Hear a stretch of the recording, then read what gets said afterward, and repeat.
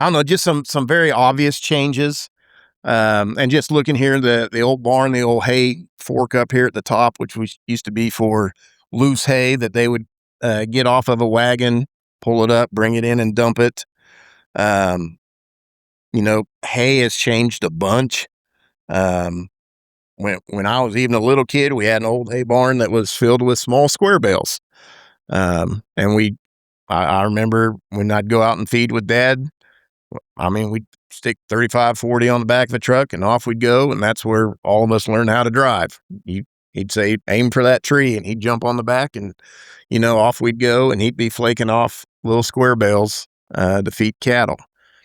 And then along came the round bales, right, which were a lot easier to handle. You could do it mechanically instead of physically. And even then, round bales have become large square bales. Even small square bales are now bundled so that they can be handled mechanically without a whole lot of man labor in it.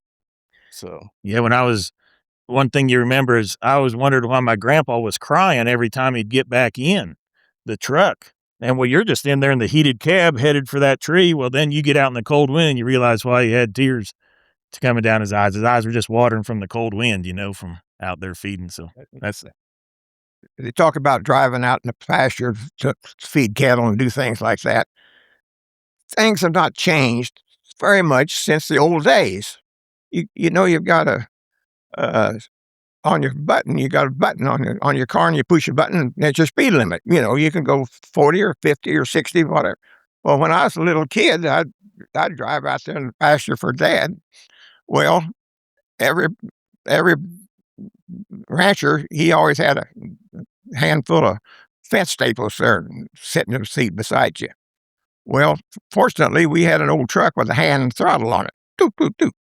So Dad would pull that throttle out and drop one or two staples behind it, and that was my speed. I could go two staples fast or three staples fast or however fast we wanted to go. But that was our cruise control, you might say.